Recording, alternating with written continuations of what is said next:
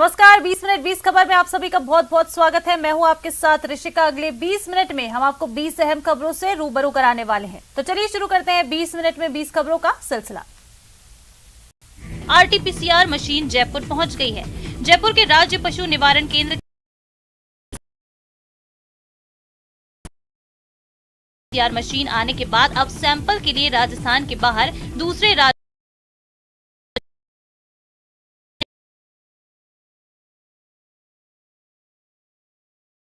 महीने का समय लगता था, लेकिन अब राजस्थान में महज 2 से 3 दिन में ही सैंपल की रिपोर्ट तैयार हो सकेगी। पशु चिकित्सा विशेषज्ञों के अनुसार इस नई आरटीपीसीआर मशीन से लंपी स्किन डिसीज के साथ साथ सभी प्रकार के वायरस जनित रोगों की पहचान की जा सकती है। सूबे में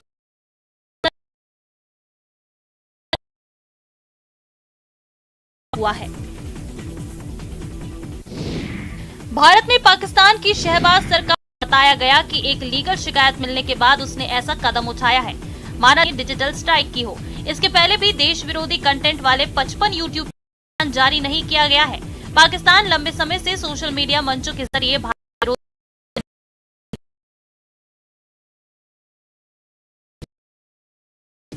पशुधन के लिए महामारी साबित हो रही लंपी के सैंपल की जांच अब राजस्थान में ही हो सकेगी। राजस्थान में लंपी सैंपल की जांच के लिए प्रदेश की पहली केंद्र की लेबोरेटरी में इस आरटीपीसीआर मशीन को लगाया गया है। प्रदेश की पहली आरटीपीसीआर मशीन आने के बाद अब सैंपल के लिए राजस्थान के बाहर दूसरे राज्यों में नहीं जाना पड़ेगा। देश के 18 राज्य इन दिनों लंपी की चपेट में है। अनुसार इस नई आरटीपीसीआर मशीन से लंपी स्किन डिसीज के साथ साथ सभी प्रकार के वायरस जनित रोगों की पहचान की जा सकती है। सूबे में लंपी से कई पशुधन काल का ग्रास बन गए हैं, जिससे पशुपालकों को आर्थिक रूप से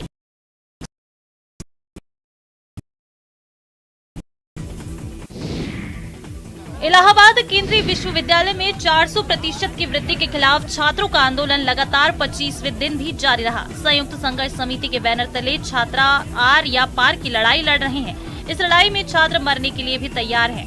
भूख हड़ताल पर बैठे अब तक कुल 10 लोगों को पुलिस समाधि ले लेते हैं, तो कभी जल समाधि, मुंडन संस्कार, आत्मदाह जैसे घातक कदम तक उठा रहे हैं। लेकिन विश्वविद्यालय अपने निर्णय पर अडिग है। विश्वविद्यालय की ओर से साफ कर दिया गया है कि यूजीसी ने फंड में 50% की कटौती की है और विश्वविद्यालय को कहा गया है कि अपने संसाधन और खर्चे इंडिपेंडेंट रूप से वहन करें।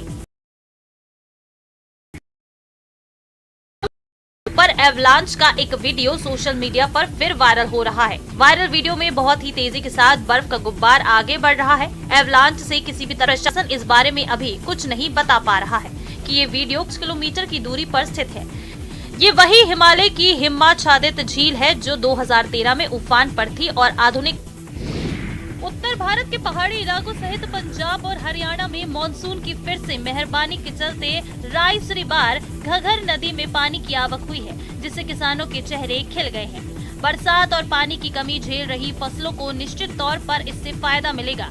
घगर फ्लड कंट्रोल अधिकारियों के मुताबिक उत्तर भारत में अच्छी बरसात के चलते घगर नदी में इस बार पानी की फिर से आवक हुई है।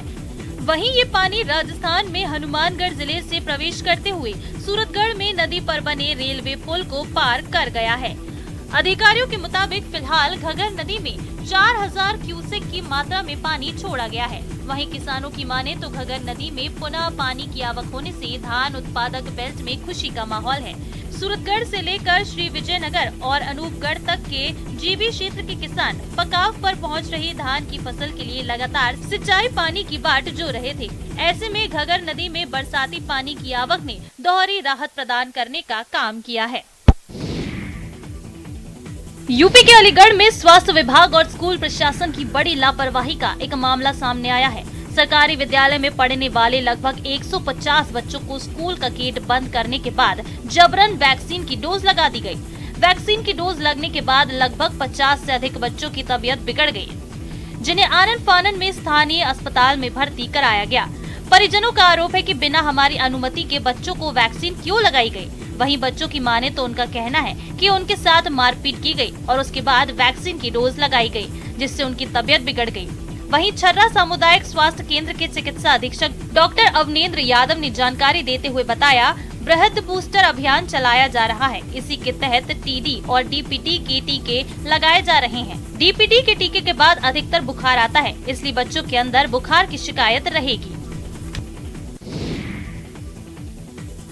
कोचिंग नगरी में आवारा कुत्तों का आतंक थमने का नाम नहीं ले रहा है। आए दिन वो किसी न किसी को काट रहे हैं। इस बार उनका शिकार बना 5 साल का मासूम जो अपने घर के बाहर खेल रहा था।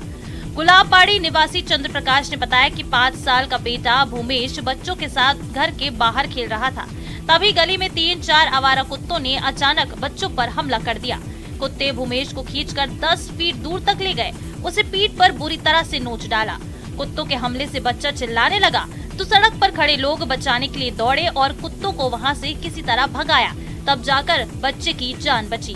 हमले में घायल बच्चे को तुरंत सीधा कोटा अस्पताल ले जाया गया। कोटा में स्ट्रीट डॉग के हमले से घायल होने के कई मामले पहले भी सामने आ चुके हैं। खबर अयोध्या से है। भगवान रामलला की नगरी में फिल्मी कलाकारों की रामलीला चल रही है। फिल्मी जगत की रामलीला अयोध्या में इस समय आकर्षण का केंद्र है। अयोध्या की रामलीला के 3रे संस्करण में फिल्म जगत की हस्तियों ने शिरकत की। वर्तमान में बीजेपी के 3 सांसद भी अयोध्या की रामलीला में शिरकत कर रहे हैं। दिल्ली के सांसद और भोजपुरी फिल्म अभिनेता मनोज तिवारी ने परशुराम की भूमिका निभाई थी। गोरखपुर के सांसद भोजपुरी फिल्म अभिनेता रवि किशन ने भगवान राम के सखा केवट की भूमिका निभाई। अब आगामी दिनों में आजमगढ़ के सांसद दिनेश लाल यादव उर्फ निरहुआ भी अयोध्या की रामलीला में नजर आएंगे।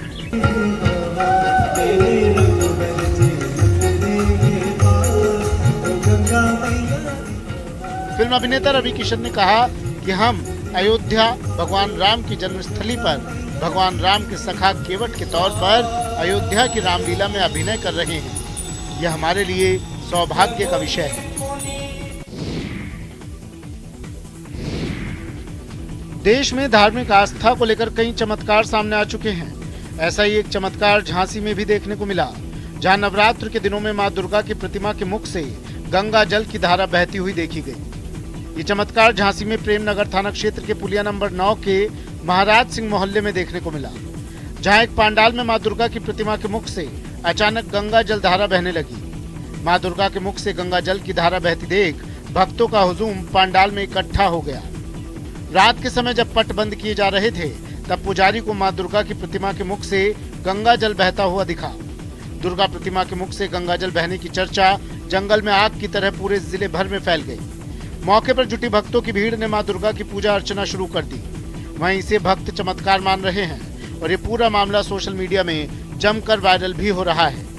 मां की प्रतिमा से निकल रहे गंगा जल को लेकर पुजारी का दावा है कि प्रतिमा के होठों के आसपास चींटियां भी दिखी, जिसे लेकर एक कयास लगाया जा रहा है कि मुख से निकलने वाला जल मीठा है। होठों से एक मीठा सा गंगा जल निकलते हुए जो उसकी बूंद टपक रही थी। उसके बाद हमने सोचा कि हमने बच्चे से पूछा ये पानी कहाँ से आया, तो बच्चों ने बताया पता नहीं, जबकि स्टेज कम से कम 10 फुट दूर पे महिलाएं जो भी दर्शन करने आते हैं, हम लोग कम से कम 10 फुट दूरी से देखते हैं मूर्ति को। बिहार के गोपालगंज में एक मंदिर ऐसा है जहां भूतों की महफिल जमती है। ये मंदिर गोपालगंज जिला मुख्यालय से 12 किलोमीटर दूर थावे प्रखंड के लछवार गांव में है, जहां भूतों की महफिल जमती है। यहाँ मीडिया के प्रवेश पर मंदिर समिति ने प्रतिबंध लगा रखा है, लेकिन पहली बार शारदीय नवरात्र में न्यूज 18 की टीम मंदिर तक पहुंची। यहाँ भूतों का ऐसा मेला लगता है जिसे देख कोई भी हैरान रह जाएगा। दावा किया जाता है कि यहाँ पर कथित तौर पर भूत, डायन और चुड़ैल से पीड़ित लोगों को मुक्ति दिलाई जाती है। यहाँ प्रेत आत्माओं से परेशान लोगों के साथ निसंतान लोग भी आते हैं। लछवार गांव में ये मेला लगभग 200 सालों से चला आ रहा है। स्थानीय लोग बताते हैं कि जिनकी मनोकामना पूरी होती है वो कबूतर मंदिर में उड़ाते हैं। मंदिर कितना विख्यात है इसका अंदाजा इसी बात से लगाया जा सकता है कि बिहार, यूपी के अलावा पड़ोसी देश नेपाल से भी काफी संख्या में महिला, पुरुष और बच्चे लछवार धाम आते हैं। हाड़ौती के ऐतिहासिक और सांस्कृतिक विरासत, यहाँ के योद्धाओं, महापुरुषों और संतों की जीवन गाथा को आमजन को बतलाने के लिए वसुंधरा सरकार के समय हाड़ौती पैनोरमा बनाया गया। 12 शहर के पास नेशनल हाईवे 27 के किनारे फूसरा रोड पर करीब 6 करोड़ रुपए की लागत से बने इस हाड़ौती पैनोरमा का सन 2018 में तत्कालीन मुख्यमंत्री वसुंधरा राजे ने उद्घाटन किया था, लेकिन शासन प्रशासन की अनदेखी के चलते आज इसे खुद संरक्षण की जरूरत है। वर्तमान कांग्रेस सरकार के 4 साल बीत जाने के बाद भी इस सुंदर विशाल पैनोरमा की किसी ने सुध नहीं ली। जिम्मेदार इस पैनोरमा को आम लोगों के लिए नहीं खोल पाए। यहाँ के हालात बेहद बदतर हो चले हैं। यहाँ लगी सारी खिड़कियों के कांच भी टूट गए हैं। यहाँ तक कि नशेड़ियों ने यहाँ लगे हाड़ौती के संतों, राजाओं, योद्धाओं की मूर्तियों तक में तोड़फोड़ कर दी है। प्रशासन और जिम्मेदारों द्वारा इसकी सुध नहीं लेने से यहाँ के स्थानीय लोगों में भी आक्रोश है। अक्सर पुलिस का संवेदनहीनता भरा चेहरा देखने को मिलता है, मगर पीलीभीत के थाना बिलसंडा क्षेत्र में पुलिस का संवेदनशील चेहरा देखने को मिला। यहाँ हाईवे किनारे कई गौवंशी पशुओं के दलदल में फंसे होने की सूचना से थाने में हड़कंप मच गया। आनन फानन में पुलिसकर्मी सादे कपड़ों में ही घटनास्थल की तरफ दौड़ पड़े और स्थानीय लोगों की मदद से पशुओं को बचाने की जद्दोजहद में जुट गए। कड़ी मशक्कत से कई घंटों रेस्क्यू कर पशुओं को सुरक्षित निकाला गया। वहीं जगह पटान के काम को रुकवा दिया गया। थाना बिलसंडा क्षेत्र के बिलसंडा बीसलपुर रोड पर हाईवे किनारे शुगर मिल से मंगवाई जा रही राख से पटान किया जा रहा है। बारिश होने पर राख पूरी तरह दलदल में तब्दील हो गई। किसी तरह 5 गौवंशी पशु उसी राख के दलदल में पहुंच गए और जमीन में घुसने लगे। पशुओं के दलदल में धंसने की सूचना थाने पहुंचते ही हड़कंप मच गया। वहाँ पे ग्रामीणों की मदद से रस्सी वस्सी मंगवा के उनको रेस्क्यू किया गया। सभी को सुरक्षित निकाल लिया गया। खगड़िया में एक बंदर की मौत चर्चा का विषय बन गई है। ग्रामीणों ने हिंदू रीति रिवाज के साथ बंदर की अंतिम यात्रा निकाली और उसका अंतिम संस्कार किया। बताया जा रहा है कि 1 महीने पहले ही ये बंदर बलौर गांव आया था। देखते ही देखते ये सबका चहेता बन गया। बच्चे से बूढ़े तक इसके दीवाने हो गए थे। लोग हनुमान मानकर बंदर की सेवा करने लगे थे, लेकिन होने को कुछ और ही मंजूर था।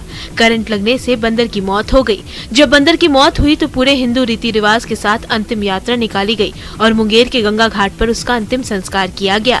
बंदर की मौत की खबर गांव में जंगल की आग की तरह फैल गई। चूंकि गांव वाले बंदर को हनुमान की तरह मानने लगे थे, इसलिए ग्रामीणों ने फैसला किया कि चंदा इकट्ठा करके ही सही पूरे हिंदू रीति रिवाज से इसका अंतिम संस्कार किया जाएगा और पूरे रीति रिवाज से अंतिम संस्कार किया भी गया। शव यात्रा में गांव के सभी लोगों की आंखें नम हो गईं।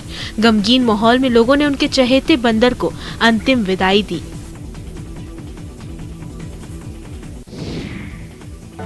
शाहजहांपुर में इन दिनों झोले वाली भैंस चर्चा का केंद्र बनी हुई है, जहां एक भैंस रोजाना अपने डेयरी मालिक का झोला लेकर घाट तक पहुंचती है। भैंस का ये क्रम रोजाना चल रहा है।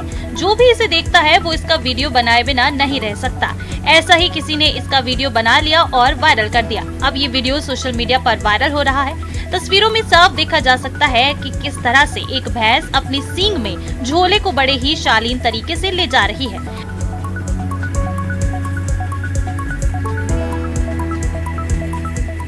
आमतौर पर आपने देखा होगा कि कोई भी भैंस अपने ऊपर एक भी तिनका सिर पर आ जाए तो उसे अपनी मुंडी से हिलाकर गिरा देती है।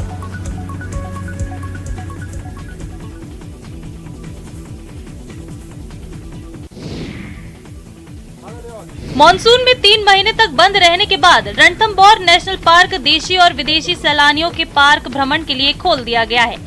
पार्क भ्रमण से पूर्व वन विभाग द्वारा पर्यटकों का माला तथा साफा पहनाकर स्वागत किया गया।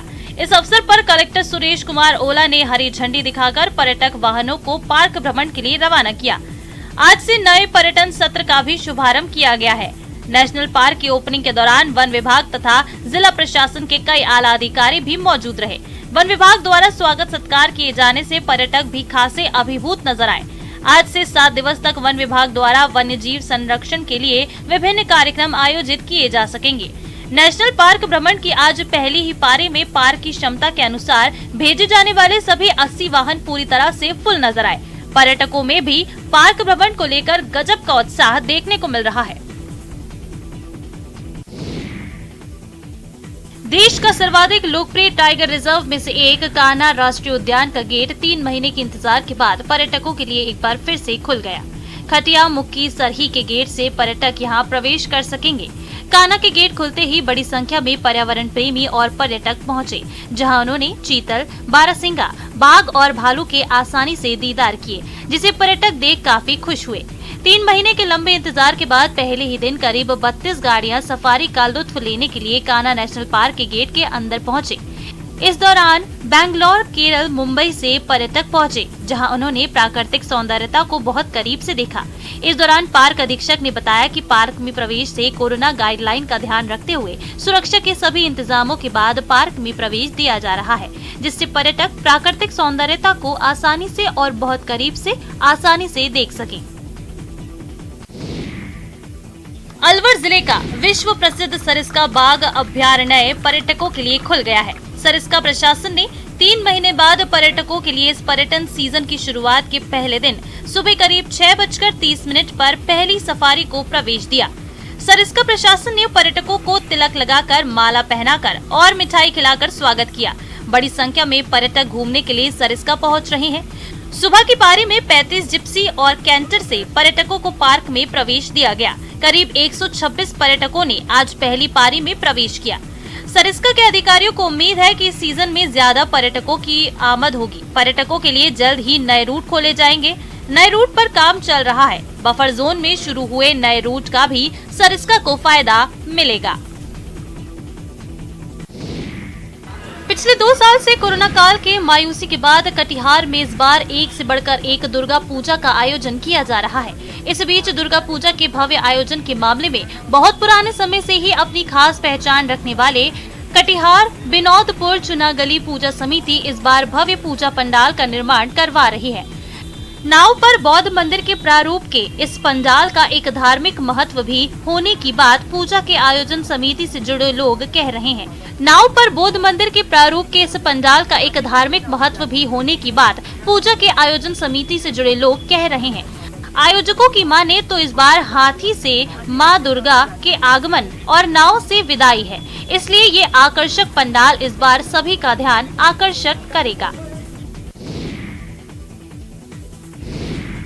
मध्य प्रदेश के नीमच जिले में हिंदू मुस्लिम एकता की मिसाल सामने आई। यहाँ एक मुस्लिम परिवार पिछले कई सालों से हिंदू पौराणिक कथाओं में उल्लेखित रावण के पुतले को बना रहा है।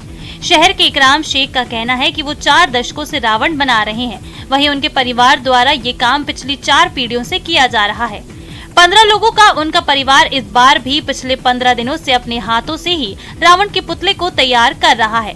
हर साल इस परिवार के द्वारा ही शहर में रावण के पुतले को बनाने का काम किया जाता है।